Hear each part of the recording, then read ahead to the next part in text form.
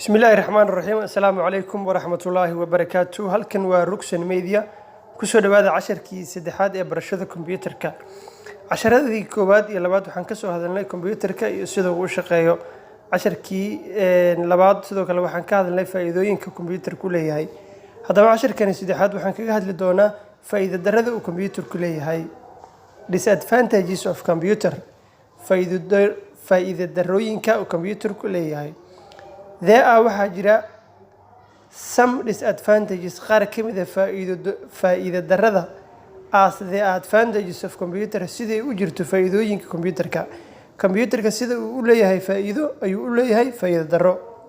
Kids plays carruurtu waxa ay ku ciyaaraan game on computerada throughout of the day maalinka oo dhan which has bad effect kaasoo saameyn xun ku yeelan kara on their body jirkooda. Sitting in front of the computer in aad computer ka hor fadhido can easily cause wax ay si fudud u sababi karaan eyes and back pain indha xanuun iyo dhabar xanuun. There are sidoo kale waxaa jira many bad things shiyaal fara badan on the internet ee internetka laga helo which can have kaasoo yeelan kara bad effect saameyn xun on you adiga kugu yeelan kara.